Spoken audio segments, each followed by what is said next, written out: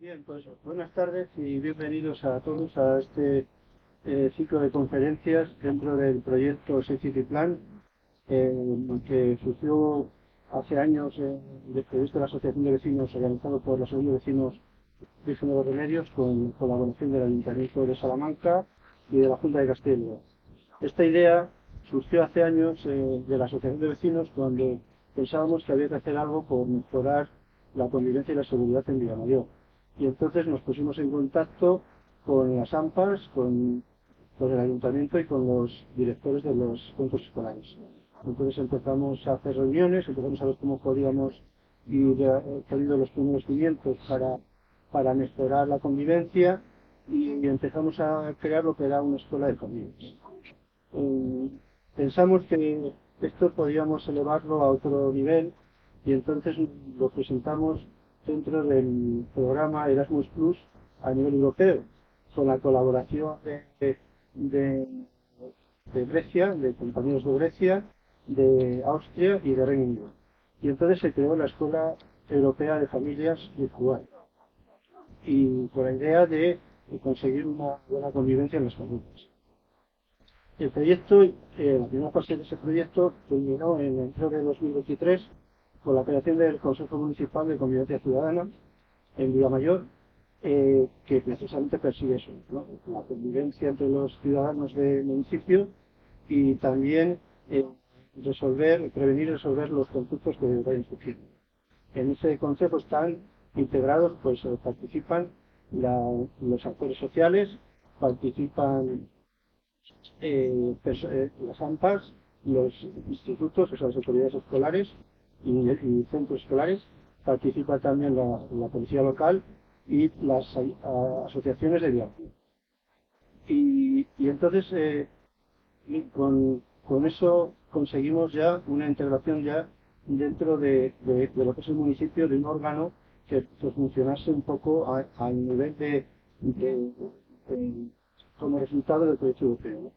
Ahora lo que queremos es, con esto que hemos empezado a hacer ahora, la semana pasada fue la primera conferencia, hoy continuamos con la que nos va a dar Jesús Bernal, es ir más allá, es ir a los problemas de salud mental en las familias, con adolescentes en edad escolar. Y entonces hemos pensado que con una serie de conferencias podemos ir inculcando un poco la concienciación de que son problemas que hay que resolver ahora, no cuando ya sean más mayores, sino puede intentar atajarlos aquí. Y es por eso bueno, pues hoy traemos la conferencia que nos va a dar Jesús Bernal, que lleva por título Comunicación, Afectividad, Límites y Resolución de Conflictos en el ámbito familiar. Lo bien pone ahí. Se lo pone ahí. Y sobre Jesús Bernal voy a dar una breve presentación para que conozcáis un poco eh, de su vida, ¿no? Y profesional. Trabaja como terapeuta familiar en el Centro Anteo de Valladolid, es profesor honorífico de la Junta de Castilla y León, supervisor docente por parte de la EFTA, la European Family Therapy Association, miembro de la Cámara de Expertos en Políticas Familiares de la Comunidad Europea y del Observatorio Europeo de Necesidades Educativas Especiales. Sus ámbitos de trabajo incluyen la intervención psicoterapéutica con familias, el asesoramiento y la formación a profesionales y colectivos de las áreas educativas, sanitarias, así como la colaboración con programas de mejora en la red nacional e internacional. A lo largo de más de 35 años ha participado activamente con numerosas asociaciones de TDAH a nivel nacional e internacional, impartiendo talleres, participando en congresos y jornadas. Ha publicado artículos en revistas especializadas, así como en publicaciones colaborativas, entre otras, todo sobre el TDAH, hiperactivos, estrategias y técnicas para ayudarlos en casa y en la escuela. TDAH, familia y escuela. Bueno, pues con vosotros, aquí os presento a nosotros. Gracias. Gracias, Alfonso, por la presentación. Gracias a la asociación por invitarme a compartir con vosotros este rato. Aparte de lo que ha comentado Alfonso del currículum, he trabajado pues más de 30 años en el equipo de conducta de Valladolid y bueno, donde hemos trabajado con niños, adolescentes y familias con problemas de conducta. Vale, si no se me oye bien me lo decís, intentaré levantar la voz, todo lo posible, porque os encontráis mejor, así en pequeña. Bueno, puedes pasar, Alfonso, por favor, vamos con la. Yo siempre digo que los hijos no se tienen, sino que se son. Esto es una cosa muy especial, porque no hay un vínculo que se parezca al que establecemos con nuestros hijos. No hay ningún vínculo. Por los hijos, si yo os preguntara aquí a quién queréis más, pues evidentemente diríais que a vuestros hijos. Aquellos que estéis sentados con vuestras parejas, a lo mejor os cortaríais un poco, miraríais así, pero incluso se quiere mejor más a los hijos. Yo siempre digo como anécdota, como chiste, humor, siempre digo que por los hijos pues se da la vida sin dudarlo. Por la pareja pues hay días que dice uno procedan con la guillotina, que sea rápido e indolor. Pero a los hijos que no nos los toquen. Porque, bueno, son prácticamente nuestros hijos. Y hay un vínculo tan especial. Cuando llegan al mundo dependen totalmente de nosotros. Si no estuviéramos ahí y no les atendiéramos, sencillamente morirían. Este vínculo, que es una simbiosis tan especial, tiene un problema, que es que tenemos que dejar de movernos en ese vínculo para permitir su autonomía y su independencia. Y bien pronto, no a los veintitantos años. Y este vínculo tan especial, que es tan estrecho inicialmente y que después tiene que permitir la autonomía y la individuación de nuestros hijos, pues no es fácil. Esa transición es complicada. Y hay etapas en las que esa complicación es más especial, como por ejemplo la adolescencia. ¿Vale? Entonces, me gusta partir de aquí. Estamos hablando de un vínculo que no tiene nada que ver con otra cosa. Este vínculo a veces es de naturaleza diferente de las madres que de los padres. Yo a veces digo, a veces hay familias que me dicen, siempre dices que los hijos son de las madres, no son de los padres. Por supuesto que los hijos son de los padres, pero digamos que en segundo lugar. Todos somos aquí realistas y sabemos el vínculo que establecen las madres con sus hijos y los que establecemos. Yo siempre cuento como circunstancia alucinante que en violencia de género, por ejemplo, no hay ninguna madre que mate a sus hijos para joder al padre. Pero sí hay padres que llegan a cargarse a los hijos para fastidiar a los. Hay madres que sí que pueden llegar para sus hijos, pero porque sencillamente no pueden con ese hijo. Esto habla de una naturaleza totalmente diferente del vínculo. No quiero decir que evidentemente los padres no establezcamos vínculos con nuestros hijos de forma muy nutritiva, muy funcional. Pero la naturaleza del vínculo de las madres es realmente muy especial. Y de hecho, todos los que trabajamos en el ámbito educativo, y esto lo sabemos, cuando por ejemplo llamas a un padre al instituto o al colegio, la mayor parte de las veces, ¿quién acude? La madre. Y cuando tú preguntas, ¿y el padre dónde está? La respuesta es trabajando, porque esa madre no trabaja. Esa madre deambula alrededor del instituto esperando a que la llame. Vaya cafetería.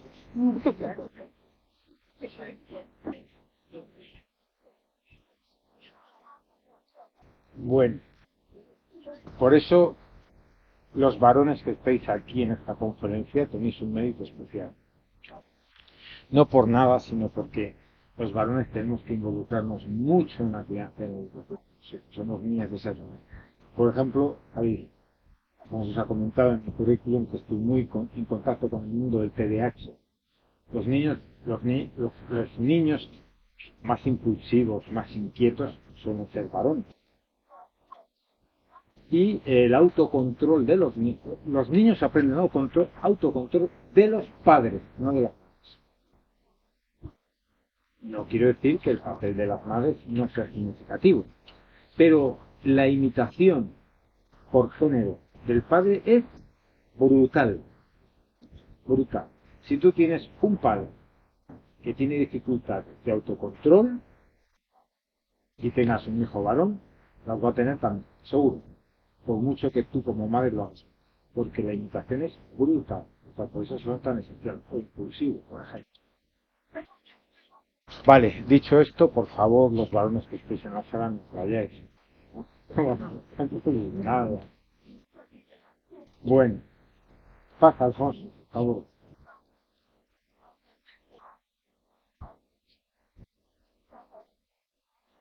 Eh, Ser padre o ser madre no es un hecho biológico, es un hecho consciente. Es decir, ser padre no es un disfraz. Yo me puedo disfrazar de bombero, podría entrar en la sala de bombero y diríais, coño, un bombero. Pero si hubiera un incendio o una emergencia de ese tipo, no tendría ni puñetera idea de qué hacer. Entonces me diría, pero tú no eras bombero. Y yo, no, yo venía disfrazado de bombero. Ejercer de padre o de madre no es un disfraz. Implica un ejercicio consciente de una serie de tareas que hay que realizar y una serie de habilidades que hay que desarrollar para realizar esas tareas. Habilidades que no estamos dotados de ellas por el hecho de ser padre o madre. Hay que incorporarlas. Por lo tanto, tenemos que aprender un idioma, tenemos que aprender a tocar un instrumento, tenemos que aprender a andar, a hablar. Andar nos lleva 2 años, hablar un poco más. Es decir, el ser humano tiene que aprender absolutamente todas las habilidades. La tarea de ejercer como padre o como madre implica una serie de habilidades y una serie de aprendizajes que no llevamos de fábrica. Por el hecho de ser madre o de ser padre, tú no llevas esas habilidades de fábrica. Es más, llevamos a veces, sí, todos hemos experimentado, ¿no? Que estamos influidos por la forma de hacer de nosotros. Los datos dicen que hay un tercio de padres o de madres que realmente son capaces de abordar las tareas de la crianza y de la educación con bastante habilidad, en general bastante bien, sea situaciones críticas o no. Otro tercio es muy ambivalente, es decir, cuando los hijos no tienen dificultades, los padres funcionan bien, cuando tienen dificultades, aquí es un desastre. Y hay otro tercio de padres, no llega, que da igual las condiciones de los hijos, que son un desastre igual. Es decir, que lo de los hijos les viene grande. Ahí, evidentemente, yo siempre digo como broma que el diseño de Dios del ser humano fracasó un poco. Yo, si voy al cielo, yo creo que se pudiera. O sea, una de las preguntas que le voy a decir a Dios es por qué diseñó el ser humano de esa forma, ¿no? Cuando tenía que haber separado en el cuerpo, quedarse embarazada y tener sexo. Eso tiene que estar separado, juntos sin rollo. Entonces, hay personas que no están preparadas para ser padres. Muchas no están preparadas, otras no quieren y otras no pueden ante el intento. Es así. Esta es una verdadera realidad. Eh, Estoy convencido de que todos los que estéis aquí pertenecéis al tercio de los padres solucionados. Hay padres que, esto lo vemos los profesionales, cuando los hijos no tienen verdaderas dificultades, cualquiera puede ejercer de padre o de madre. Esto es como los alumnos buenos. Vas a un instituto y te dicen, oye, es que estos alumnos tienen dificultades, son difíciles. Hombre, es que dar clase a los alumnos buenos no tiene ningún mérito. Tú tienes alumnos buenos, les dices, chicos, vais estudiando, por favor. Y no tienes que decir nada más. ¿Vale? Entonces, esta es la dificultad, ¿no? Cuando realmente vienen los problemas, ¿cómo les abordamos? Y realmente eso necesita un aprendizaje para nosotros.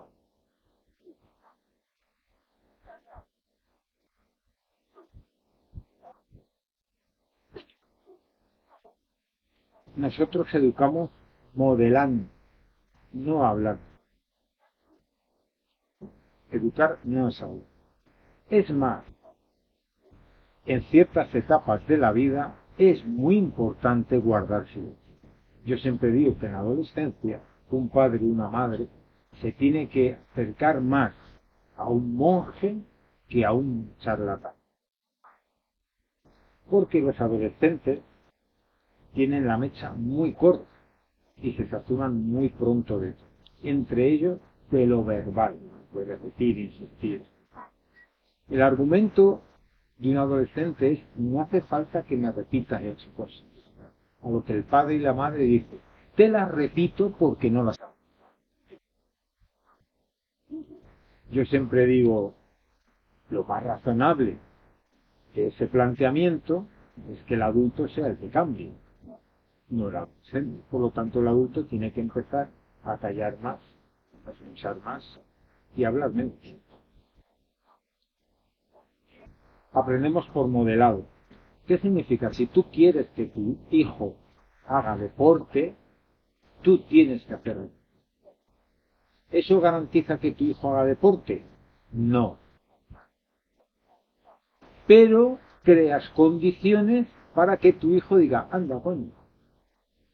Tened en cuenta que nosotros a veces trabajamos con nuestros hijos para cambios que se ven muy tarde.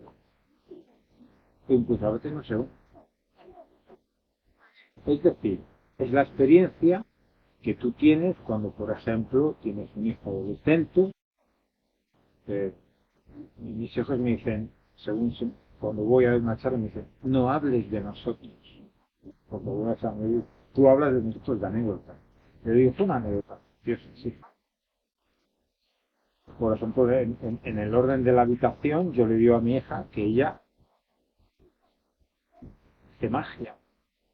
Porque si, por ejemplo, en la habitación en el suelo hay unas bragas tiradas, por la noche hay dos. Pero al día siguiente puede haber tres. Se multiplican. ¿Lo ves? Hija, no necesitas comprar. Bueno, lo que quiero decir con esto es que es muy importante crear condiciones para que tus hijos aprendan. La primera es que nadie da lo que no tiene. Si tú quieres que tu hijo haga deporte, tú tienes que exponerle a una experiencia cercana de alguien que hace deporte. Pero luego a lo mejor deciden hacerlo. Es curioso cuando mi hija, que tiene tantos 22 años y 21 años, tiene 21 años, y la mujer está ahí, ¿no? Con esa habitación desordenada que tienen los adolescentes. Para mí fue increíble verla en el trabajo, una etapa en Kiko, y ya, y a verlo, un día me dice, ven, acompáñame al almacén que tengo que ordenar una serie de cosas. Mira cómo me lo ha dejado la compañía, me lo ha dejado súper desorganizado. Yo lo tengo súper organizado. Va. Me di cuenta de que era un pero y de que evidentemente ese modelado de, oye, intento tener otras cosas, tal, realmente funciona. Realmente funciona. Entonces hay veces que podemos atender esto, ¿no? O podemos ver esto, y si alguno de vosotros tiene hijos mayores y le ha ido a ver a casa, por ejemplo, puede encontrarse con la experiencia de que su hijo en una casa autónoma tiene más organización que cualquier día con su propio padre o con su propio padre. Y es porque eso lo ha aprendido. Quiere decir que lo hemos hecho bien. Hemos creado condiciones para que tu hijo pueda aprender eso. Entonces, enseñamos por modelar. Si tú quieres que tu hijo trabaja escolarmente, cuando llega por la tarde, mientras tu hijo trabaja escolarmente, tú no puedes estar viendo la tele. Y no puedes estar con la tablet jugando, ni con el móvil. ¿Por qué? Porque dado que estudiar es un coñazo, por lo menos no le pongas al lado una dificultad de decir, mira, mi padre, Colin, qué suerte tiene. Ojalá tenga yo esa edad para ya no tener que estudiar. Dedícate a hacer algo, algo que leer, estudiar online, apuntarte a algo. Esta es una gran ventaja. Entonces, claro, aquí tenemos una tarea que es modelar, que es incorporar lo que le pedimos a nuestros hijos. Entonces, tú estableces un modelo y no olvides que tu hijo lo está aprendiendo. ¿Por qué? Porque tu hijo se está exponiendo a ese modelo. Y hay un aprendizaje por exposición. No se produce cuando tú quieres, se produce cuando tu hijo lo incorpora, lo integra. Y cuando lo integra, no tienes ningún problema, lo va a hacer perfectamente. Por lo tanto, aprendemos por imitación, por modelado, ¿no? Y no se puede no educar, siempre se está educando.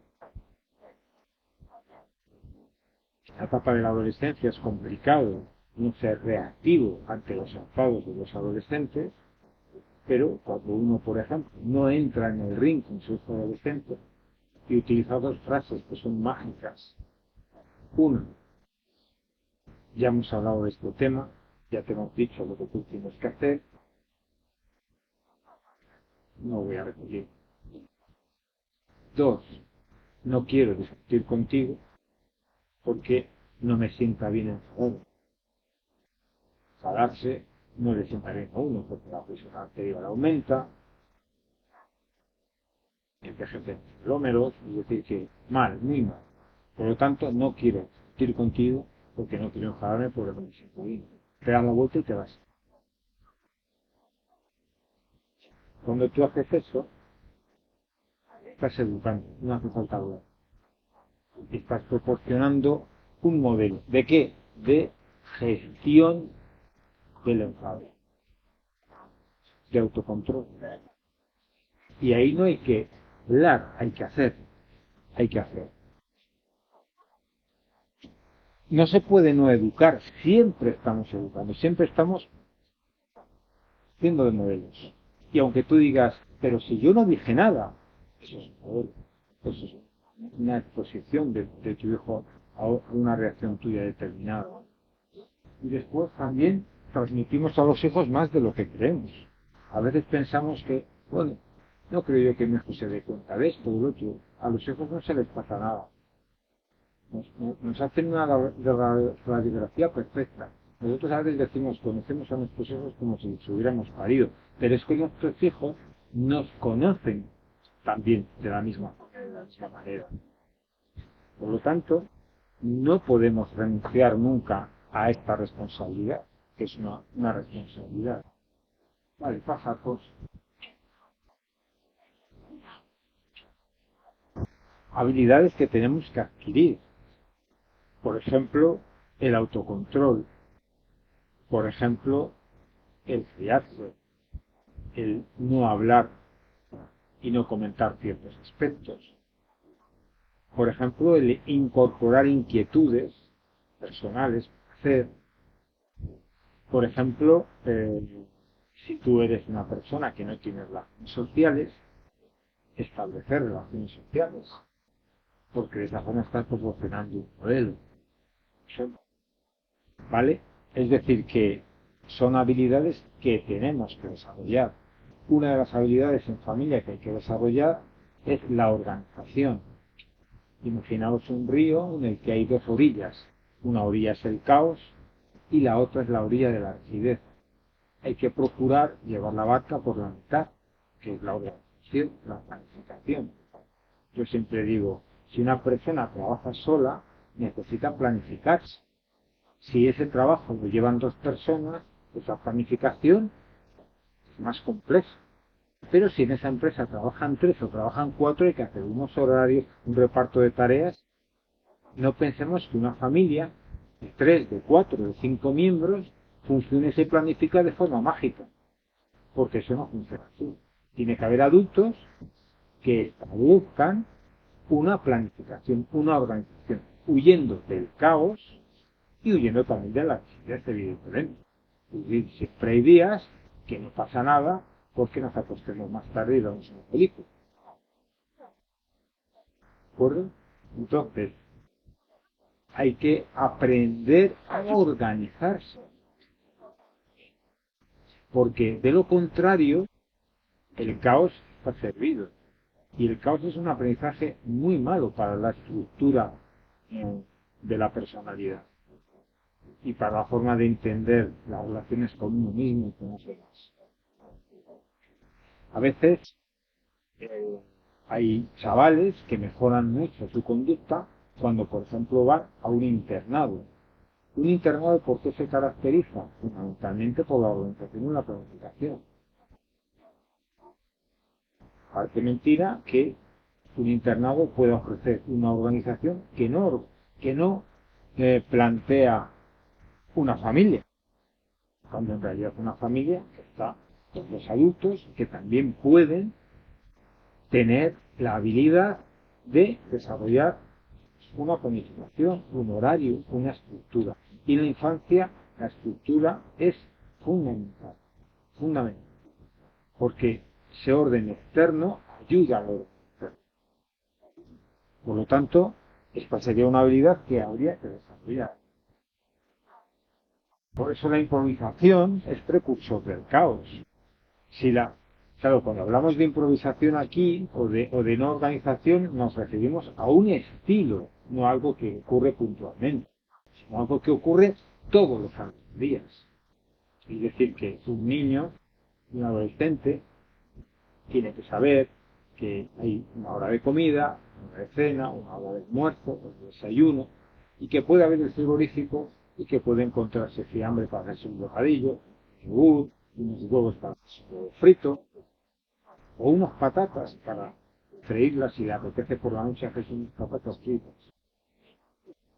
Entonces, si tu hijo está haciendo adolescente está haciendo por la noche unas patatas fritas, pues le apetece hacer unas patatas fritas, ni se lo cuestiones. No le digas, mira, estas horas unas patatas fritas, no sé qué tal. Respeta esa autonomía, esa independencia, porque es muy importante.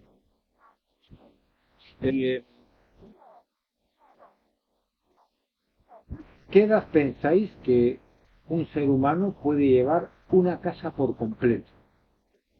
Puede atender a la cocina, a la lavadora, a la compra, puede atender al gas, si se rompe un grifo, puede ir y cerrar la llave de paso de la casa, puede cerrar las puertas, poner la caldera. ¿A qué edad pensáis que un ser humano tiene capacidad cognitiva y física para hacer todas esas tareas? Antes muy pronto, ahora más tarde. Que antes mucho. Dime una edad. Antes, con 12 años. ¿Y ahora?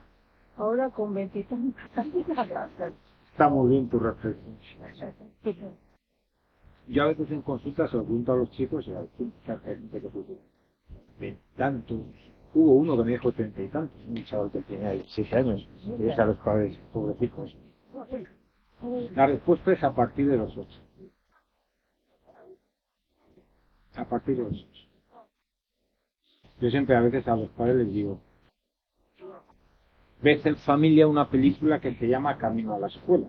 Esta es una película de 21 años, una especie de documental, ¿no? Si habéis visto algunos es preciosa, preciosa.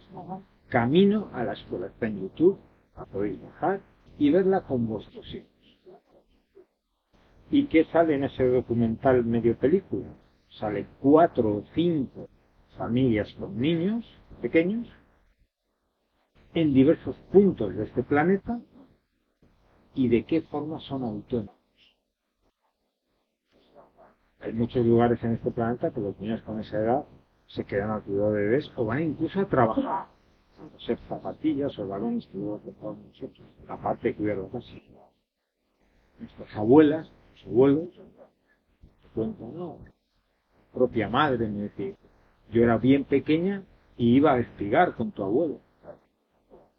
y luego preparaba el cocido. Y las mujeres tenían una carga tremenda. Las hijas, vamos.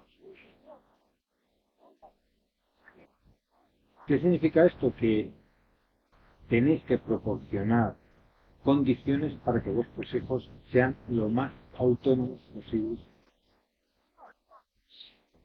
Lo más autónomos. Lógicamente se aprende con ensayo y error. Y ese, por ejemplo, ese electrodoméstico que está en la cocina, que tiene un ojo muy grande que se llama lavadora, y que cuando se pone a lavar, pues, yo tengo 3 gatos, un gato mío se pone y se asoma y dice, qué curioso, cómo da vuelta. Bueno, pues a tu hijo adolescente se me ha puesto una lavadora y dices, mira cómo da vuelta. A partir de esa edad un niño puede poner la lavadora y un adolescente tiene que asumir su ropa por completo, el cuidado de su ropa. Yo aprendo mucho cuando trabajo con familias y siempre cuento una anécdota de que en una ocasión trabajé con unos padres, tenían 2 gemelos y eran 2 chicos, y luego otra chica mayor, tenían 17 y los otros tenían 15. Era un tema de la muerte de un tío, de complicadas, era una ayuda en un proceso de duelo, una familia bastante funcional. Mis hijos eran adolescentes en esa época y me acuerdo que ellos vinieron a la consulta y los hombres traían 2 bolsas de ropa que se habían comprado. Y dije, jolín, qué suerte, ¿eh? Hoy vuestro padre o vuestra madre ha soltado la gallina, ¿eh? Que no, nosotros no, nosotros nos compramos la ropa nosotros. Mira, qué curioso. Entonces yo puse la bolsa y digo, contadme esto que me interesa. Y los padres me dijeron que a la mayor la daban 200 euros al mes, o 180 por ahí, 200 creo que es, y a los gemelos les daban 150. Pues esto fíjese. Y dije, bueno, pues resulta que, ¿cómo lo hacéis? Dice, no, nosotros les damos ese dinero, y si lo importante no es la propina que tú les das a tus hijos, sino lo que tienen que pagar. Nosotros no les compramos absolutamente nada. Nunca, jamás. Y si en casa pedimos una pizza para cenar, esa pizza va a tu cateja.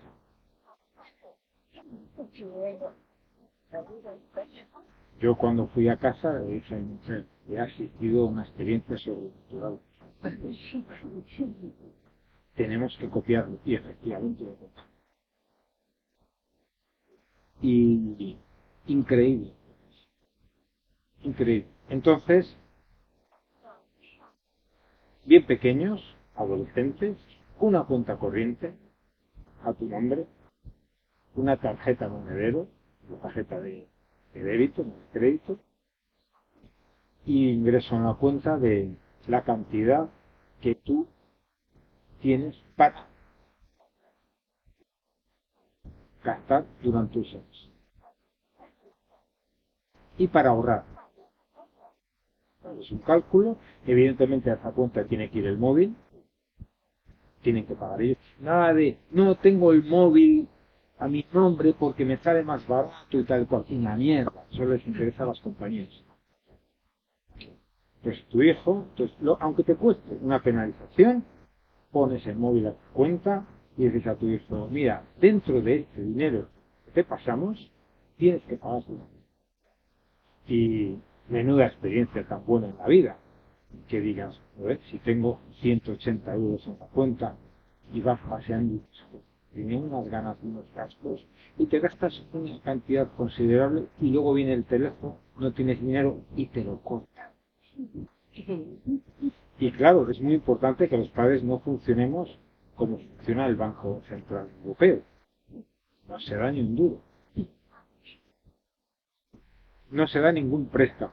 Y hay que memorizarlo para quitarlo. Lo que quiero decir con esto es que el aprendizaje que tienen los chavales con respecto a la gestión económica cuando se les da esta autonomía es brutal. Y de bien pequeños hay que darles su propina. Y la propina es que cuando tú sales el domingo o el sábado por ahí a dar una vuelta con ellos y ellos te piden una chuche o te piden un helado y te piden tal, tú les tienes que decir, tienes que comprarlo de tu cuenta. Hombre, si es un helado muy caro, le puedes subvencionar un poquito. Pero ese tipo de educación, por ejemplo, en este caso concreto, económica, es fundamental. Porque el sistema capitalista trata por todos los medios de que no tengamos responsabilidad para nosotros. Esto es un ejemplo que no tiene nada que ver con la improvisación y que tiene que ver mucho con la capacidad de autonomía que tienen los hijos y que tiene el ser humano. Entonces, tenemos que crear condiciones para que nuestros hijos sean autónomos y bien prontito tengan un cesto de ropa en su habitación. No sé si habéis pasado alguna vez la experiencia de que habéis planchado la camiseta de vuestro hijo y la habéis encontrado planchada en el cesto de la ropa suya.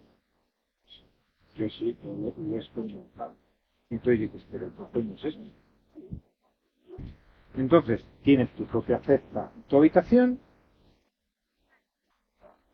se te enseña cómo funciona una lavadora. La lavadora es para un adolescente muy compleja. Eso es para niños pequeños, se aprieta aquí, aquí. Y cuando necesites lavar la ropa, ese es un proceso de aprendizaje. Pero yo recuerdo que se puso en ese proceso, sobre todo mi hijo, pues hubo días que no le dio tiempo a sacar la ropa de la lavadora y la ropa estuvo 4 o 5 días dentro, con el tambor cerrado. Un olor a rata adquirió toda la ropa. A él no le importaba, luego se estaba poniendo encima y rata perfumada. Hasta que se lo redujeron y entonces buscó en Google cómo acabar con el olor de la ropa. Sí, ahí estuvo trabajando con la ropa buenos días, echando esto, ¿cómo se llama? Suavizante. No, suavizante no. Vinagre y Bicarbonato. bicarbonato sobre todo, y lo solucionó. Entonces, son capaces, a partir de los 8 años. Entonces, no volváis a poner una lavadora a vuestros hijos. Y desde luego, tiene que haber días en los que ellos cocinen. Enseñarles y decir, tú un día a la semana vas a cocinar para todos. Y por la noche, cada uno se hace su cena. A mí me gusta cenar pronto, ceno pronto. Que mi hijo cena tarde. Todo esto siempre va dirigido a que sean autónomos. Y la autonomía proporciona mucha autoestima. Es un subidón muy grande cuando tú te ves capaz de hacer cosas. Ser padre o ser madre no te da superpoderes. Hay padres o madres que creen que por serlo tienen superpoderes. El superpoder de la adivinación. El superpoder de llegar a todo. Superwoman, Superman, padre.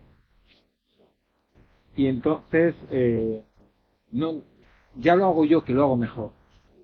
Tarda tanto, lo hace tan mal, ya me pongo yo a hacerlo. ¡Bum! Me deja la cocina, prefiero hacerlo yo. No tienes superpoderes. Es decir, que tienes que poner límites. Tienes que proporcionar responsabilidades en las que tú no entres. Que te apartes para que tu hijo realmente ocupe ese espacio. Y ojo, tenemos hijos, no nos ha salido un brazo. Nuestros hijos son personas independientes a nosotros, piensan de forma distinta, sienten de forma distinta, tienen una visión del mundo de forma diferente. No estamos aquí para que sean fotocopias de nosotros. A veces, cuando uno es muy joven, intenta por todos los medios diferenciarse todo lo que puede de su padre o de su madre, para llegar a la conclusión de que acaba siendo igual. Y siempre con la ayuda de la pareja, cuando te dice eso de cómo te pareces a tu madre, y eso es, ¿cómo te pareces a tu padre? No me digas eso, por favor. Siempre lo malo, claro, eso es lo bueno.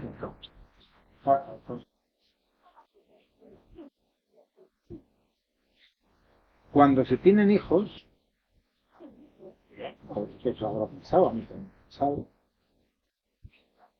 vosotras cuando tuviste a vuestros hijos, llegas a esa casa y te encuentras en el pasillo una caja que pone ábrase en caso de ser mal. Ábrase en caso de ser mal. ¿No la encontraste? Sí. Sí, ya verás mucho. Bueno, pues esto.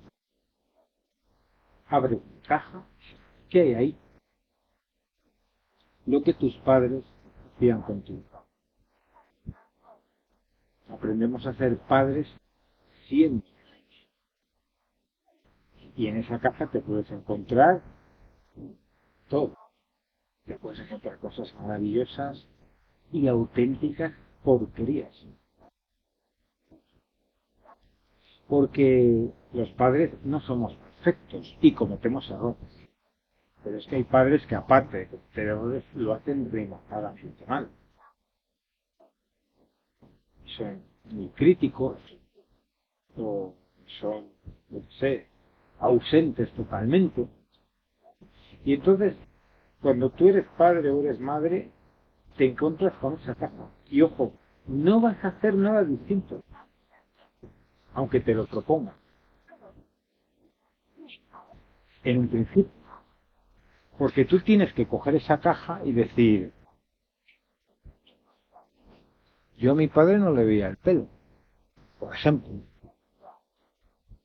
Eso sí, hay mucha gente que dice, mi padre llegaba a casa, daba una voz y ahí no se movía nadie. Y yo siempre digo, joder, qué fácil. Porque lo difícil es dar una voz, pero jugar con tus hijos, tirarte al suelo, llevarles al cine, hablar con ellos. Y después, poner límites, ejercer la autoridad.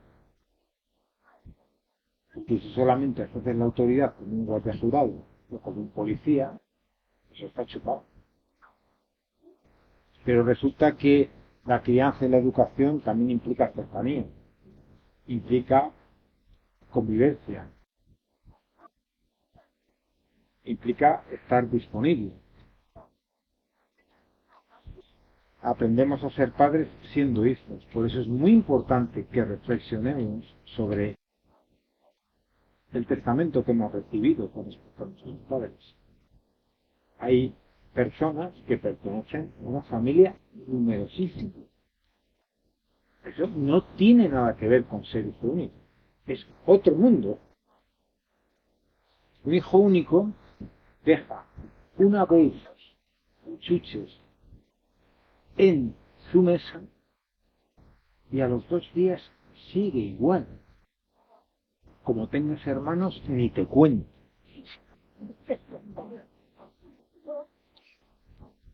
No encuentras ni tu ropa a veces. ¿Quién ha cogido a esto?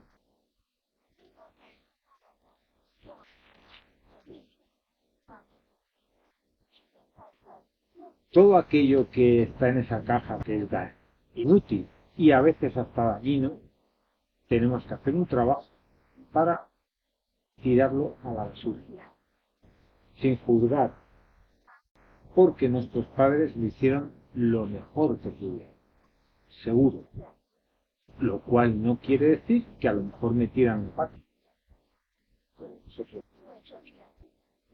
pero sin juzgar uno claramente dice, yo esto que está en esta caja no lo quiero para mí, no lo quiero para la relación con mis hijos, quiero otra cosa. Pero esa cosa que tú quieres diferente, vas a tener que aprenderlo. Porque no solamente no te viene de fábrica, sino que tú no has tenido la posibilidad de aprender de un modelo. Por ejemplo, el afecto, las orígenes, azar, querer. Hay gente que no se le ríe. Hay veces que tú ves padres e hijos, se juntan, hola, ¿qué tal? ¿Qué tal, padre? Bien. Mucho respeto, tal cual. y otros que se lanzan y ¡guau! Y empiezan a sobarse, ¿no? Pero lo que quiero decir con esto es que las caricias son importantes, la personía, etcétera, o la comunicación.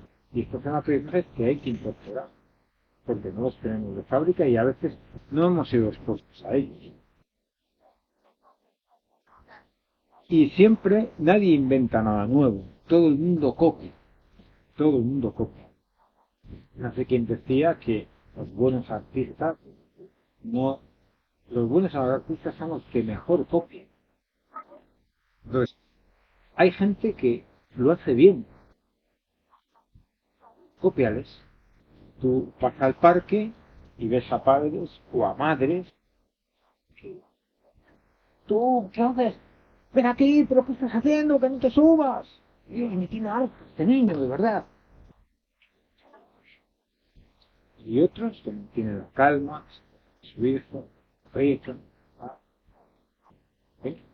No es lo mismo una cosa que otra. Entonces hay que fijarse que esta persona, ¿qué bien ha hecho esto? ¿Qué es lo que ha hecho? Pues ha hecho esto, ¿qué es esto? No pensemos que nosotros, no pensemos que es imposible que nosotros no aprendamos. Nosotros podemos aprender, igual que la otra persona tiene esa habilidad, nosotros la podemos adquirir. Se dice que normalmente para tener si por ejemplo los que estamos aquí quisiéramos dar un concierto de piano, que no sé si alguno toca el piano, pero si no tocáramos el piano y quisiéramos dar un concierto, solamente se necesitan de 8 a 12.000 horas. Si tú empleas de 8 a 12.000 horas, acabas dando un concierto de piano. Claro, 8 a 12.000 horas son muchas horas. Gracias a Dios no hay que dedicar tantas horas para incorporar otros aprendizajes. Pero cualquier aprendizaje implica un proceso que nace de un punto, que es de la conciencia. Y ese punto, para llegar a ese punto, uno no tiene que pensar en sus hijos, tiene que pensar en sí mismo. Cuando tú te sorprendas a ti mismo, como padre, como madre, pensando, pero ¿por qué mi hijo no es más tranquilo y es menos nervioso? Automáticamente tienes que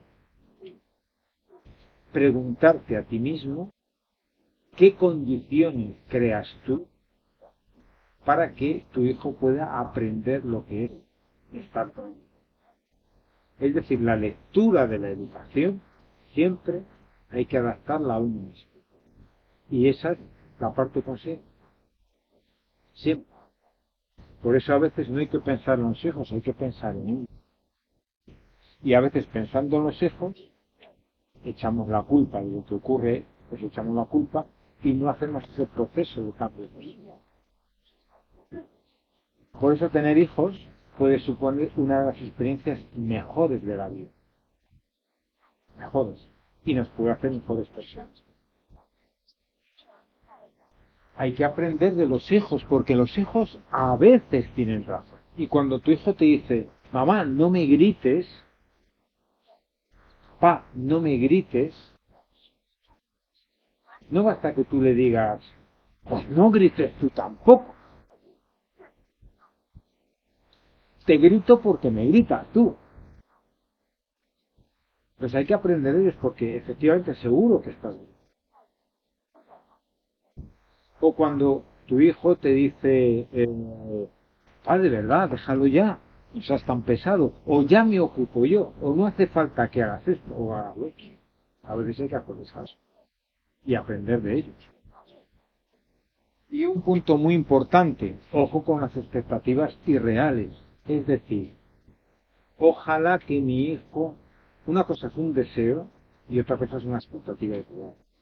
¿Y qué diferencia hay? En la expectativa irreal no cuenta nada la realidad de mi hijo, cuenta mi propia fantasía.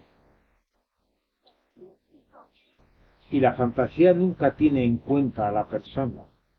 La fantasía es interna, está en tu cabeza, no está en tu hijo.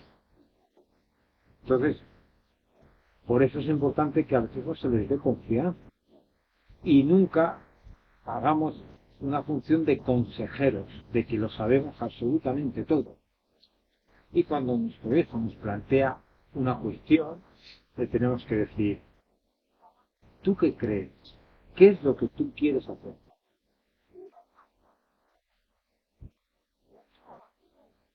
¿Quieres que te dé mi opinión, mi experiencia?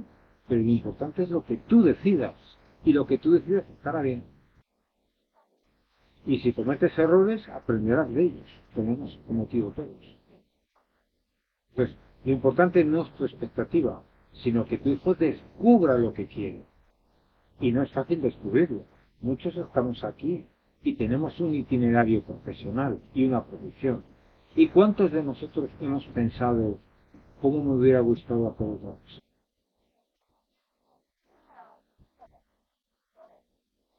Y a veces les pedimos a nuestros hijos una clarividencia con respecto a lo que tienen que hacer que no tenemos nosotros. Y ese es un proceso muy largo. Entonces, claro, cuando un adolescente de 20 y tantos años viene a veces a la consulta y ha iniciado un módulo, lo ha dejado, ha iniciado esto, lo ha dejado, no sé qué, tal cual. Y por parte de los padres, manejar la desesperación que te entra, porque los padres siempre nos movemos en un escenario de desesperación. Y es curioso, porque todos los que estamos aquí somos gente más o menos normal y hemos salido adelante. Lo mismo les va a ocurrir a nuestros hijos. El porcentaje de chavales que se meten en problemas es muy pequeño. La mayor parte lo hace bien.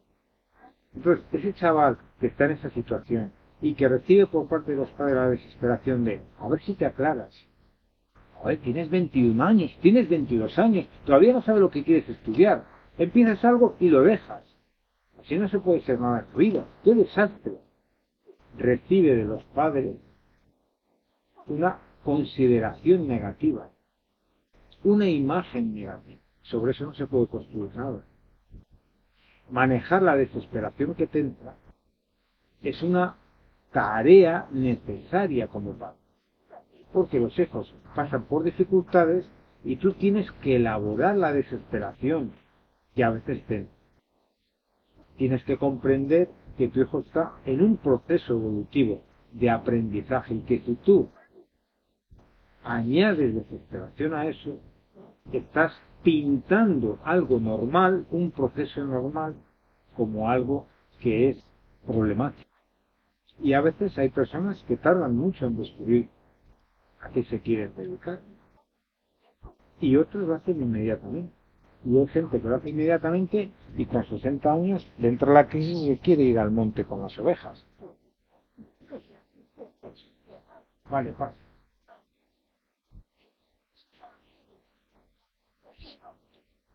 Y arriba pone tomar conciencia de las limitaciones como padres. Limitaciones, por eso no tenemos superpoderes. Limitaciones referidas a que no somos perfectos, cometemos errores. Porque a veces tratamos de expresar ante nuestros hijos una perfección que no existe.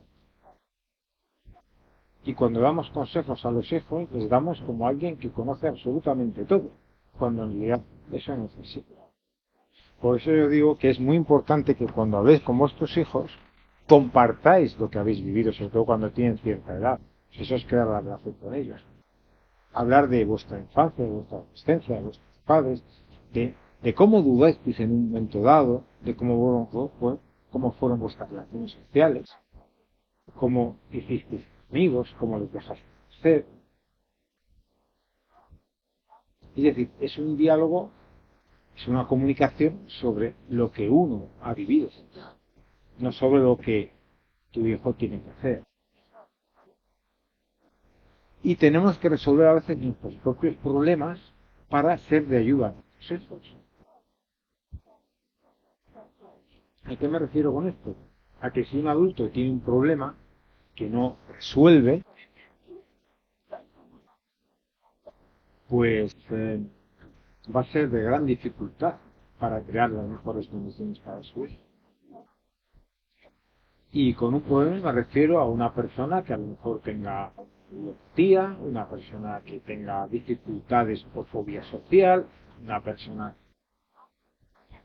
Son problemas que tú tienes que resolver, porque resolviéndolos y afrontándolos vas a experimentar, primero, que eres perfecto, segundo, que tienes una tarea que hacer, y es muy probable que en ese proceso puedas tener una relación con tu hijo mucho mejor, más sana, menos crítica, más constructiva. ¿De acuerdo?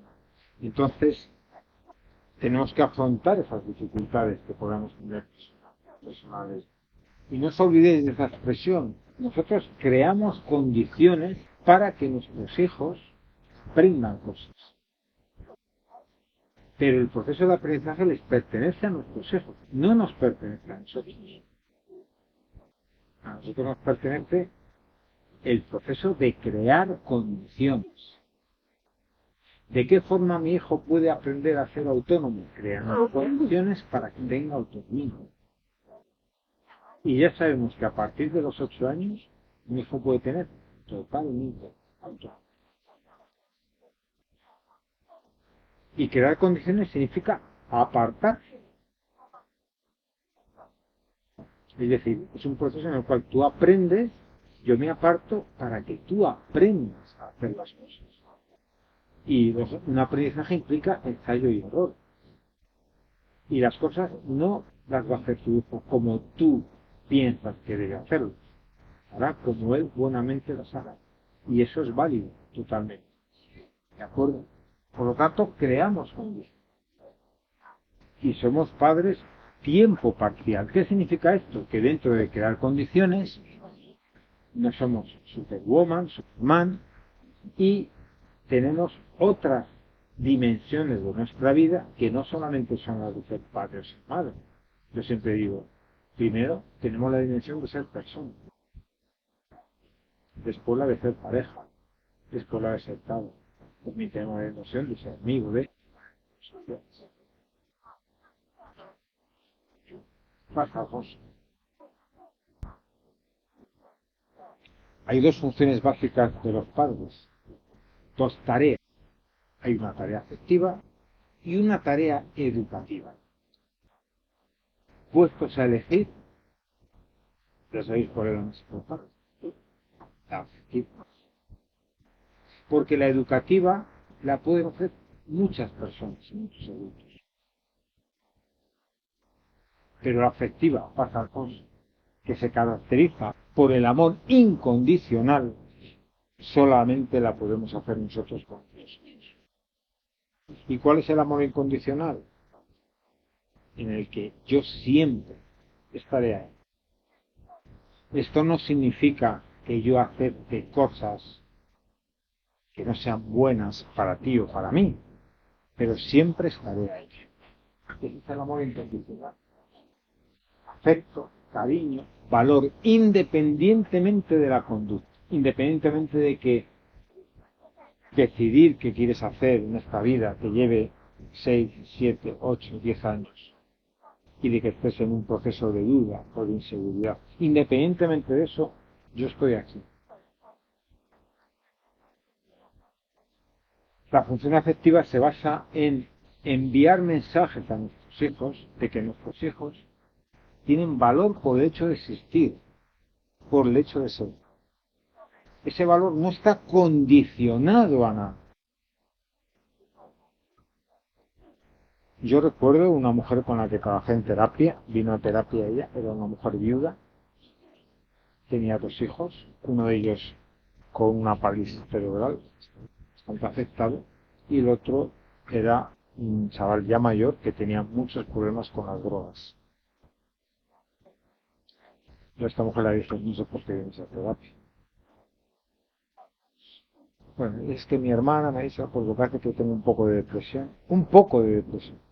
Esta mujer me decía que cuando estaban dormidos sus hijos,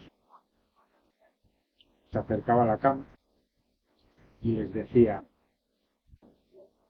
eres mi niña,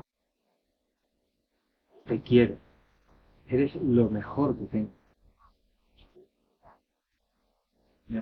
Mi vida sin ti no tendría sentido. Doy gracias a Dios por tener, aun con todos los problemas. Y yo le dije a esta mujer que se llamaba Carmen Yucaño, pues que tus hijos no te escuchan. Y me dijo ella: no lo hago por ellos, lo hago por ti.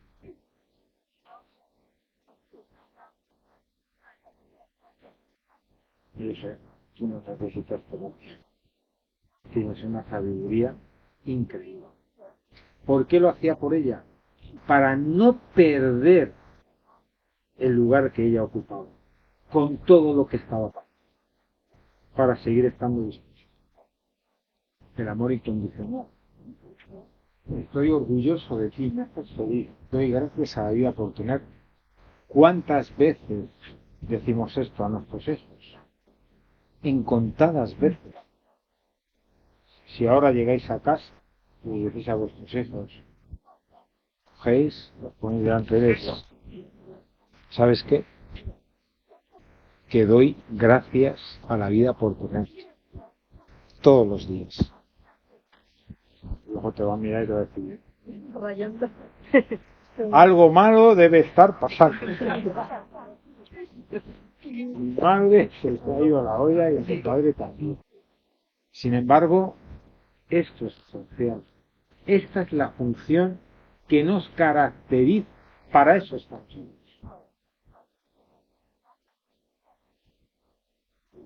Cuando a alguien se le dice que se le quiere, esto produce un sentimiento tan profundamente agradable.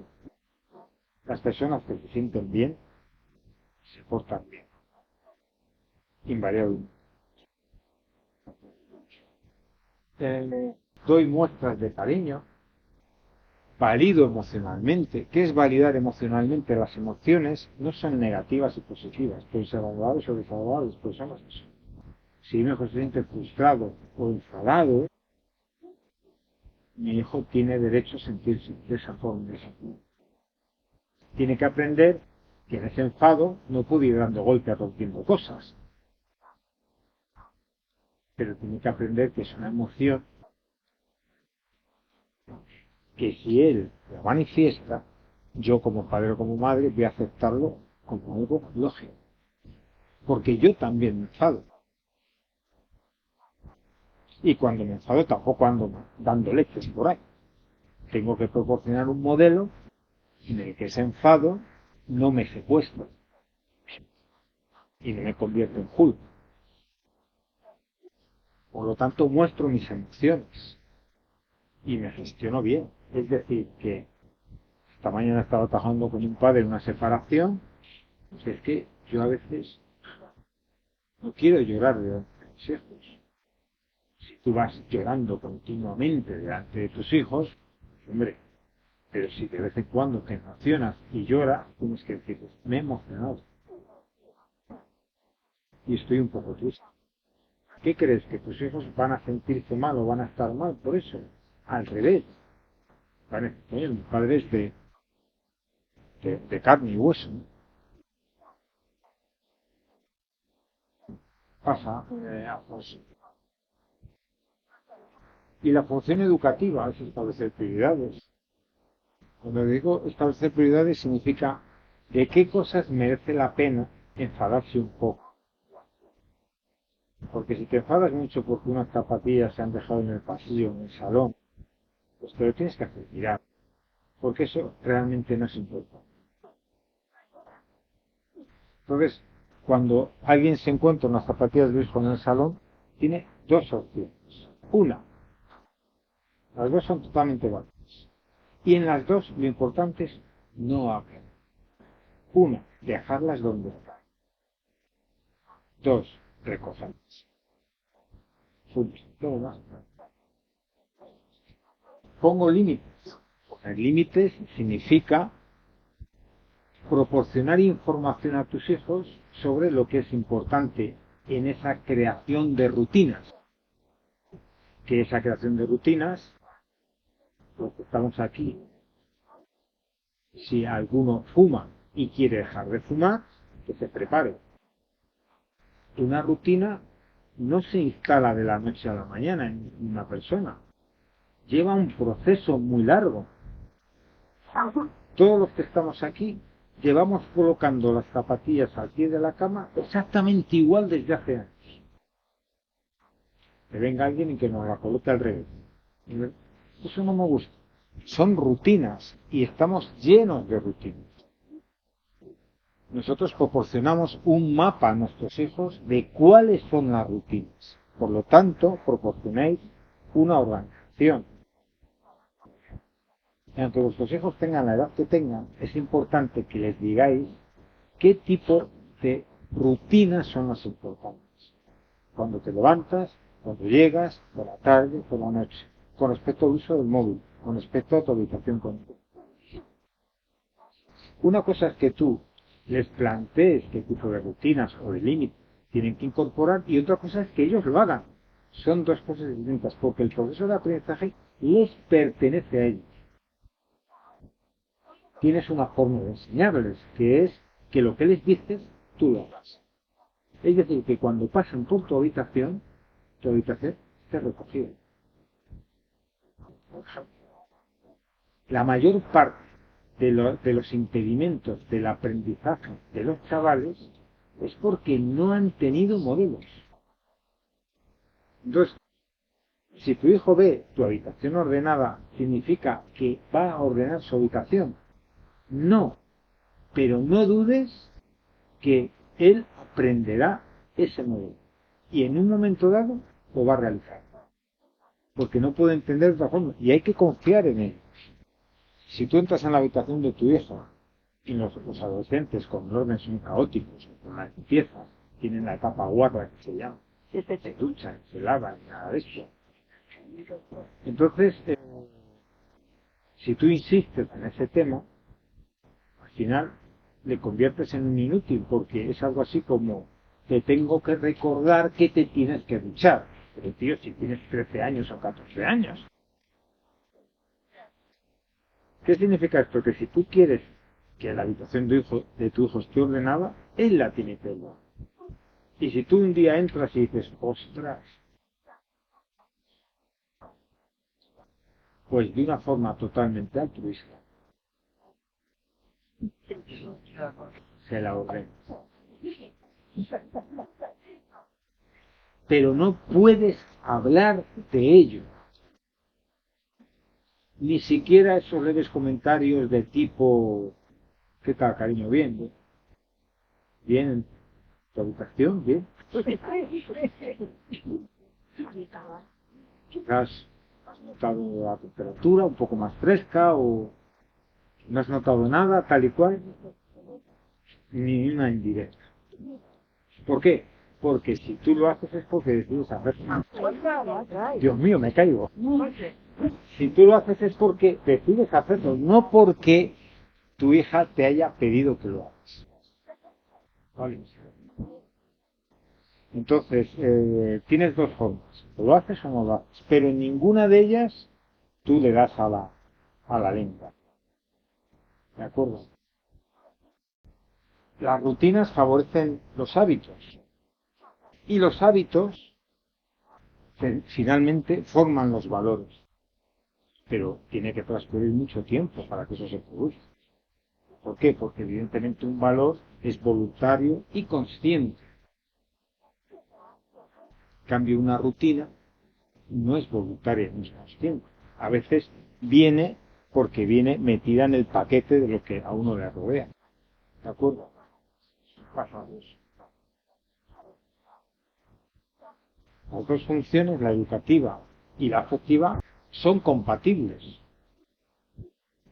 Por eso no se pueden confundir.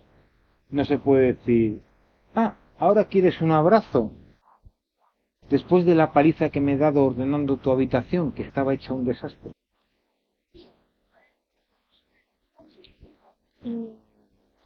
No te has portado bien. Hoy no hay cuento. No se pueden confundir ambas. ¿Por qué? Porque nuestra función principal es la función afectiva. La otra es secundaria. La autoridad se ejerce desde el afecto, no desde el control. Nosotros no somos policías, no somos guardias jurados. Por lo tanto, la cuestión de castigar ciertas conductas de los hijos, hay que plantear y comprender muy bien cuál es la consecuencia de una conducta. Yo no digo que no se castigue, pero lo ideal es buscar una consecuencia relacionada con esa cosa. Por ejemplo, si tú no ordenas tu habitación, ¿vale? La consecuencia es que tú no vas a tener las cosas ordenadas cuando las vayas a buscar. ¿Hasta qué punto vas a ser ordenado tú? Hasta el punto de que experimentes en propia carne las consecuencias que tiene no tener cierto orden. Porque hasta que no lo experimentes no lo vas a aprender. Pero si tienes a alguien que evita esa experiencia, entonces no se produce la aprendizaje. Si tú tienes que renovar el DNI y no la renuevas, y yo te digo como padre con madre, vas a ir de viaje, tienes el DNI caducado, y tienes que renovar. Lo has renovado, y como no lo renueves, no, todo eso no educa. ¿Qué educa? La experiencia de que mi hijo vaya de viaje y le digan, no puedes ir porque tienes el DNI caducado. Claro, ¿qué pasa? Que los padres queremos proteger a los hijos a veces de ese tipo de consecuencias de sus actos. Y entonces no se produce la aprendizaje. Si resulta que tú estás por la calle y te estás fumando un porro y te pilla la policía, o estás tomando alcohol en la calle y te pilla la policía y te impone una multa, claro, si tú no tienes la gestión económica, no experimentas el coste de esa multa. Lo paga tu papá y tu mamá. Claro, el papá y la mamá dicen, ya te lo quitaremos. Eso es como cuando Europa dice, ya ha pagado la deuda a España. No se lo cree nadie. Entonces, ya te lo quitaremos. ¿De dónde se lo vas a quitar? Pero si no tiene dinero. Y ojo, en este tema es muy curioso. Hay adolescentes e hijos que tienen una cuenta corriente con un dinero que le han ido metido los tíos, los no sé qué, tal, y tienen una pasta. Pero claro, eso no se toca, es para sus gastos. Es muy importante no hacer ese tipo de cuenta para eso. Si tenéis una cuenta y no les habéis dicho nada, vaciadlo. Opción 2. Si tenéis una cuenta de ese tipo, no le digáis ni mu a vuestro hijo. Nunca. Y el día que consigáis le decís, toma, mira, este dinero lo había dejado. Porque como le digáis, ahí tienes un dinero que es tuyo, llega el momento en que diga, ¿qué es lo mío? Y entonces le diremos, hombre, ese dinero no es para esto, es para otra cosa. No podemos impedir que nuestros hijos experimenten las consecuencias de sus acciones. No es necesario añadir un castigo. Por ejemplo, estoy trabajando con una familia, adolescente, 12 años, peleona, cría de 8 hijos. Pelea, ir a clase, ir al instituto. ¿Por qué pelea? La del instituto entra antes, la otra entra más tarde, pero van a madrugadores, y entonces los padres siempre desesperados. Vamos a llegar tarde, tengo un estrés de la leche, porque no sé qué, tal. Pero tú estás empujando, les digo, tú estás empujando a tu hijo para que sea puntual. Eso es agotador. Para ti agotador. Y el otro se queda así, como diciendo, empújame. Solución. Si tú quieres salir de casa a unos cuartos, te vas a la puerta. Chicos, a unos cuartos me voy.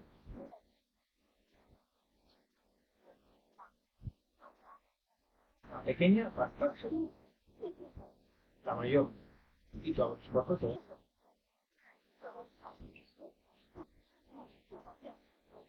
Punto. Se acabó nada más. Claro, decimos, ya, pero es que entonces no va a ir al instituto. Sí, cierto, no va a ir. Pero es que resulta que está yendo al instituto porque tú la estás llevando a una tipa de 13 años, que aunque esté lejos el instituto, tiene capacidad suficiente para cogerse el autobús de la línea 4C, que de hecho lo coge para salir con sus amigas. Y sabe perfectamente el horario. Por lo tanto, entiendo que no quieres utilizar mi medio de transporte, hija mía, y que quieres utilizar otro. En cuanto lo hagas 2 o 3 veces, pero es muy importante, no hago. Y muy importante, estar con un libro o con algo mientras está esperando uno. Y después, no se puede, en el aspecto educativo, amenazar y no hacer. Esto es una incongruencia absoluta. ¿Y cuál es el problema? Que los padres hablamos y perdemos la noción de lo que hemos dicho. ¿Te vas a quedar sin eso? No sé qué, tal. Por lo tanto, se aprende por las consecuencias de lo que tú haces. Pero cuando las consecuencias las sufres en tu pequeño, porque si las sufre otro. Entonces, tú no puedes preservar a tus hijos de las consecuencias de lo que hacen, en mayor o menor medida. Eso ya de por sí es suficiente consecuencia. No hace falta nada de castigo. Tema de móvil. Nunca se puede dejar un móvil a un niño sin un contrato de uso. Nunca. Aquellos de vosotros que todavía vuestros hijos no tengan móvil y lo vayan a adquirir en el verano o tal, hacer un contrato de uso. Crear condiciones. Luego vuestro hijo hará lo que os dé la gana, pero vosotros os tenéis al contrato. Por la noche el móvil no. Cuando estudias no, en las comidas se acabó. Pero luego cuando vuestro hijo esté usando el móvil en el resto del tiempo, no podéis quejaros, porque es lo que va a hacer. ¿Por qué? Porque es una tecnología que ellos la llevan impregnada. Entonces busca unos mínimos. Y ya está. Y cuando tu hijo esté y diga, oye, yo me voy a dar una vuelta, ¿te vienes? Te va a decir que no porque está con el móvil. Pero esos mínimos les marcas en la medida de lo posible. ¿Vale? Por lo tanto, no somos policías, somos adultos nutritivos. Nutritivos, esto es muy importante. No tenemos que estar controlando qué hace y qué no hace nuestro hijo para aplicar un castigo. Un niño que se siente bien se comporta bien y un adolescente parecido, sabiendo que los adolescentes normativamente, evolutivamente tienen sus propias complicaciones, lógicamente. ¿Por qué? Porque el mundo de un niño es muy simple, el mundo de un adolescente es más complicado, el de un adulto no digamos. Sobre todo, ¿por qué? Porque que esta es la fuente de todos los males. Ambos padres ejercen las obligaciones, se las reparten. Es decir, la madre no se encarga de lo afectivo, el padre de lo educativo o al revés. Por eso es importante que ambos padres estén presentes. Siempre que un padre es muy periférico, siempre se crean problemas. Pero los padres tienen que comprometerse en la educación de sus hijos. ¿Ya sabéis la diferencia que hay entre comprometerse e implicarse? Que es la diferencia entre los huevos fritos y el bacon. En ese plato, la gallina se implica. Pero ¿quién se ha comprometido? El cerdo. Ese sí se ha comprometido. Entonces, los padres, con respecto a la educación de los hijos, tenemos que actuar como cerdos, con compromiso. Yo siempre les digo a los profes en los colegios, En los colegios hay que poner un cartel en infantil cuando los padres van al colegio para matricular a su niño por primera vez, que es: tus problemas empiezan ahora. Porque hay muchos padres y muchas madres que fantasiosamente piensan que su hijo va a ser educado en el colegio.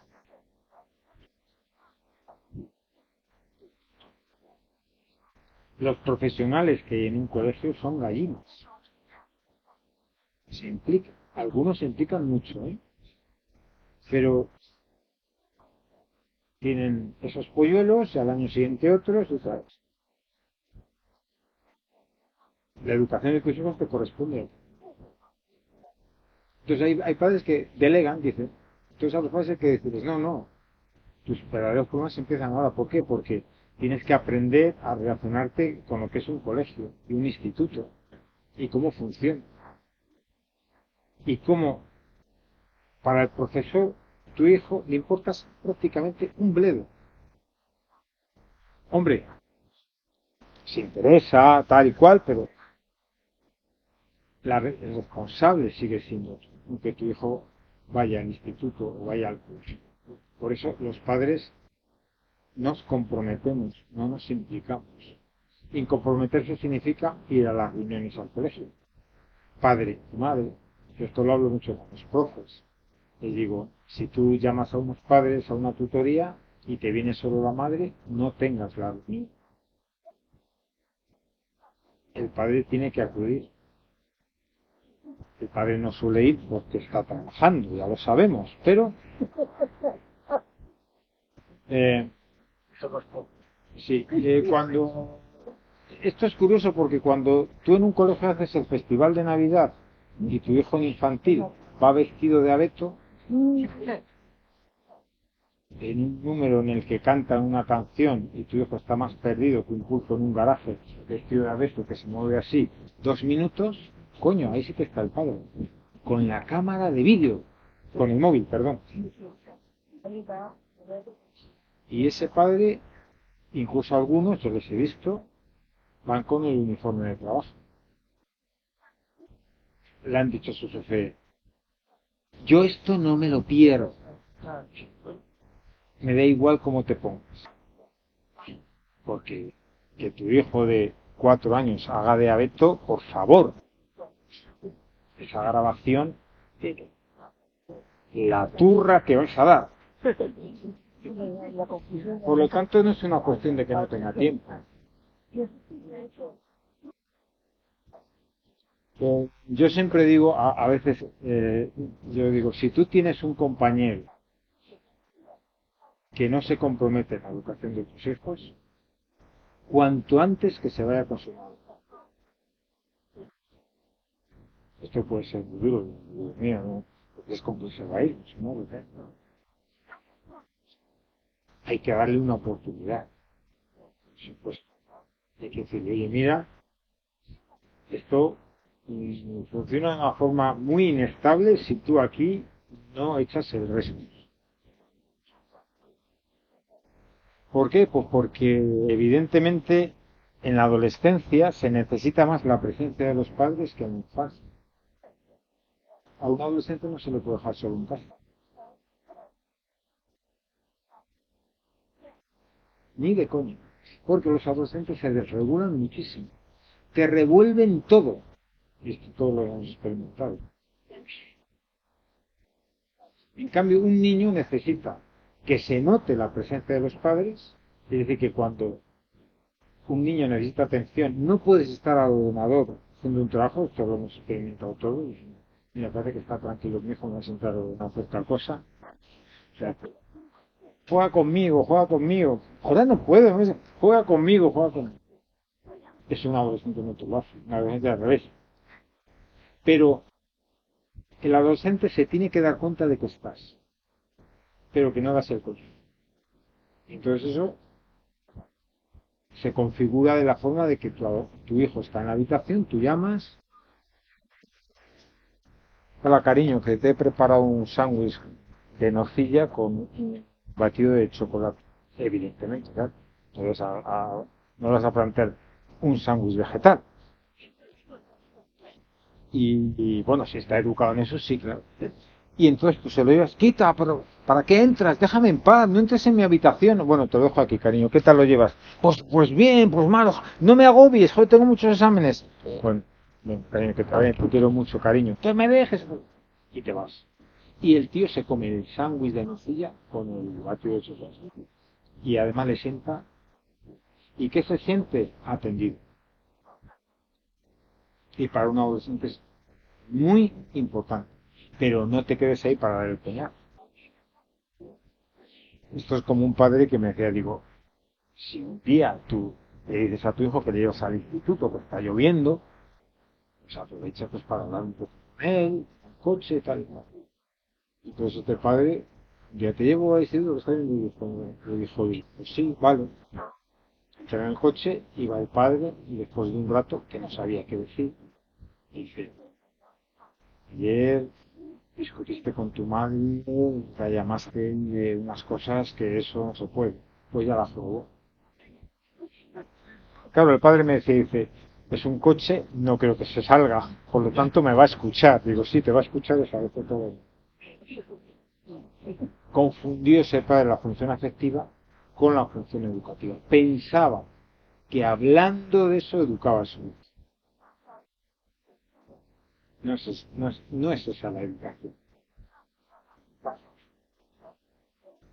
Capítulo esencial si queremos estar, eh, si queremos ser útiles para nuestros hijos, si queremos estar presentes, si queremos comprometernos con esto, el autocuidado.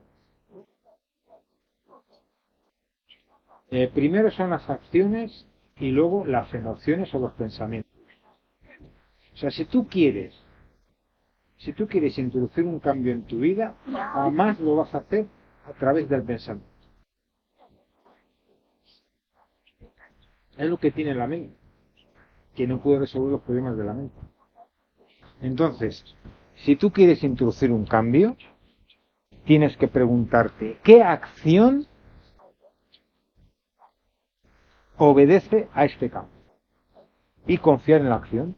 Punto. Por eso el cuerpo es más inteligente que la mente. Porque la mente no experimenta, ni hace. En cambio el cuerpo sí.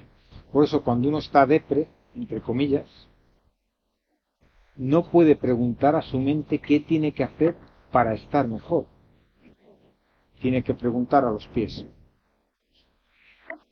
Si tú estás un poco depre y preguntas a tus pies ¿qué te dirían que puedes hacer?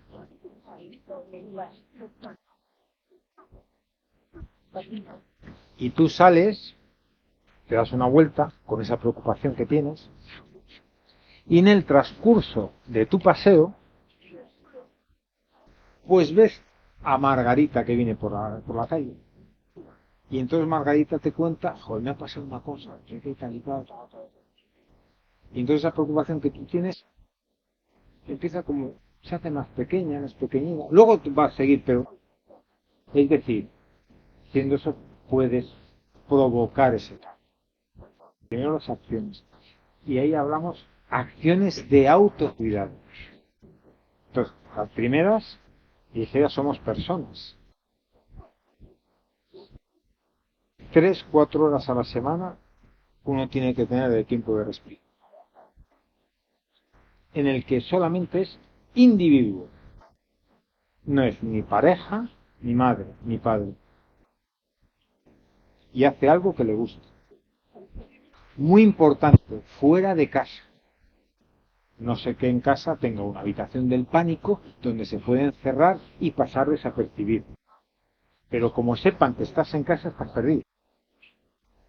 Por eso siempre digo, uno cuando hace un tiempo de respiro, sobre todo si lleva las tareas de la casa, si lleva mal las tareas de la casa, es importante que llegue a casa una vez que los hijos hayan cenado.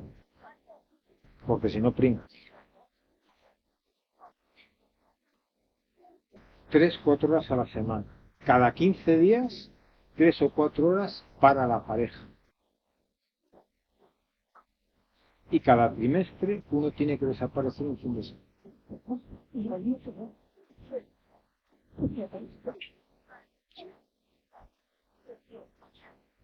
Tal cual. Ahora que va a acabar noviembre, cuando lleguéis a casa, cogáis a vuestra pareja y pues oye, vamos a planificar. Y esto siempre es muy importante hacerlo con el libro gordo de Petete delante, que es el peso de todo. Y el libro gordo de Petete siempre es en la cocina con una cerveza. Una cerveza con alcohol, sin alcohol no vale. O un poquito de vino. Al fin y al cabo en el vino, en la etiqueta lo que pone es crianza, y nos están avisando que hay que beberlo durante la etapa de crianza. Y entonces con su pareja dice, a ver, ¿cómo vamos a hacer diciembre, enero y febrero? Planificar. Caos, recibir. ¿Qué día te vas a coger tú? Eso 4 horas, ¿qué día me cojo yo? ¿Qué día cogemos los dos cada 15 días? ¿Qué fin de semana te vas a ir tú, yo, los dos? En una ocasión trabajé con una pareja y la madre, y sus adolescentes, más mayores, me contó que ella un viernes, después de trabajar por la mañana, se cogió el tenis y se fue a San Carlos. Ella sola. Llevaba años sin hacer un viaje solo. Allí, al domingo por la mañana, mediodía, dice que fue rarísimo. ¿Qué pinto yo aquí? ¿Qué he hecho aquí? Si mi obligación, si me necesitas, tiarrones ya en casa. Y entonces dice que estaba en el Salinero en una terraza, tomándose un vermú, una cerveza, con alcohol, siempre es muy importante, viendo el mar, y que al lado había una familia en el que había 2 críos como de mediana edad o pequeñitos y una adolescente cabreada porque evidentemente no le gustaba ese plan, ¿no? Estaba el padre que cabréis, jolín, es que no se puede ir a ningún lado con vosotros. La típica cosa que nos pasa. Y que notó que esa mujer la miraba mucho a ella. Cuando salen, la mujer pasa al lado de ella y le dice,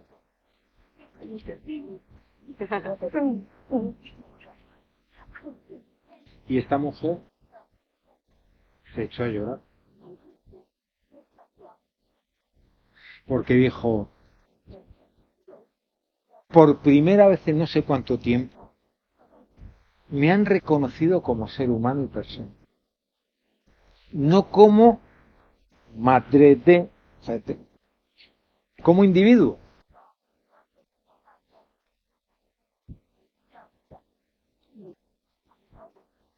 Cuidarse, porque la crianza no es fácil, implica, es un reto. Y la gente dice, antes era más fácil, bueno, antes era distinto, diferente, pero evidentemente no era tan complejo como es ahora. No había que manejar tanto eso. Es decir, es la misma complejidad como cuando vas a comprar un yogur o leche y vas a un supermercado y te caes de culo con el estante de los yogures. Antes era más sencillo. Tú llegabas allí, yogur de sabores,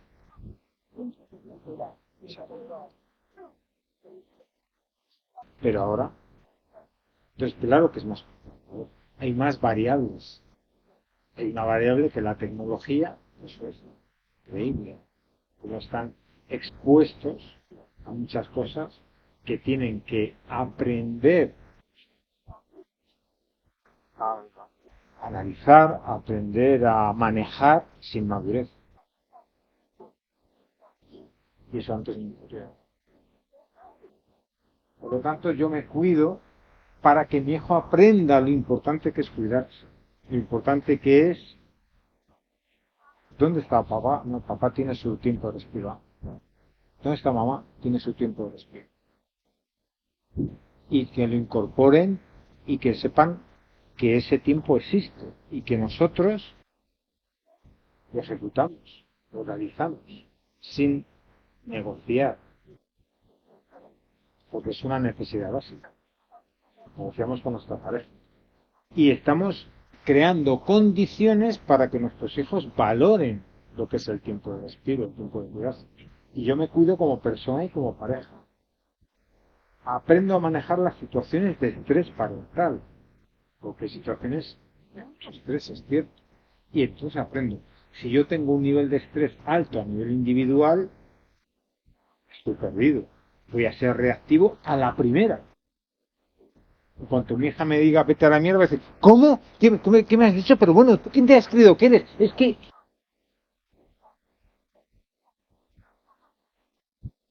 me apoyo en una red social cercana, amigos, social, comparto cosas, que hablo, y utilizo el humor como aliado en la medida de lo posible, porque hay muchas situaciones que realmente sacadas de contexto son para reírse, como ponemos a veces con chorradas y con tonterías, que no tienen ningún tipo de importancia. Y cuando nos ponemos así es muy importante pedirles perdón a nuestros hijos. Muy importante. Pasa por. Bueno, en definitiva, esto es lo que os he venido a contar, muchas cosas. No sabría que desarrollarlas más, pero no hay tiempo. Entonces ahora si tenéis alguna cuestión, pues como sabéis, gracias por vuestra atención.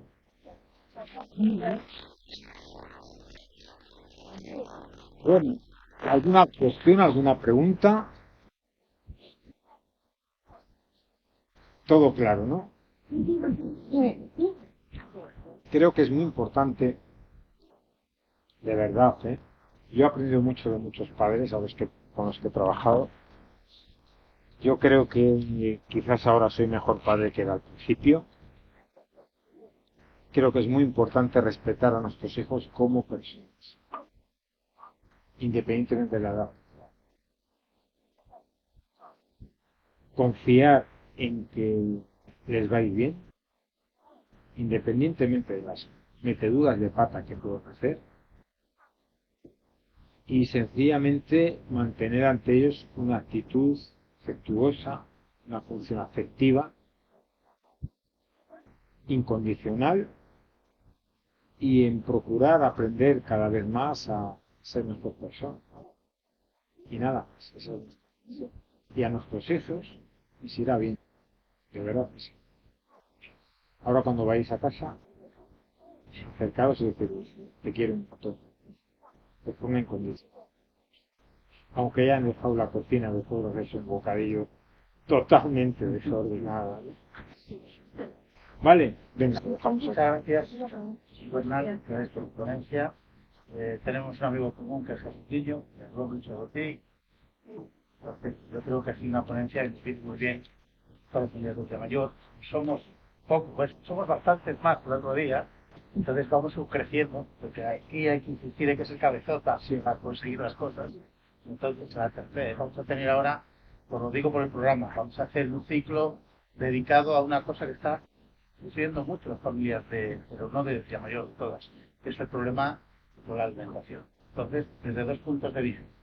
El 28 de noviembre próximo jueves se llevan los trastornos, vamos a empezar con los trastornos de conducta alimentaria, cómo identificarlos y prevenirlos en el aula. Es una enfermera especialista de salud mental que es muy buena, Laura Hernández González. Y para que no pasen los trastornos, después está aquí con nosotros, que es Amaya Merchan Santos, técnico de nutrición y dietética. Vamos a hablar qué tenemos que hacer para no llegar a sus trastornos, que sea una alimentación saludable y alimentar total. En el programa aparece el 2, pero la siguiente ponente no podía pedir más que el 2, porque viene desde Madrid, y hemos pedido a Amaya que lo adelante a nosotros. Los dos ciclos que vamos a tener de nutrición, jueves 28, trastornos y alimentación saludable, 2 de diciembre, jueves. Y muchas gracias por estar aquí. Ya sabéis que estamos mandando a todos los centros, a través de los directores, las grabaciones enteras. Ya está la primera y creo que ha quedado bastante bien. Y después, de todas maneras, el safety plan, pues a partir de la próxima semana, entrando en la página web, podéis fichar y ver cada uno de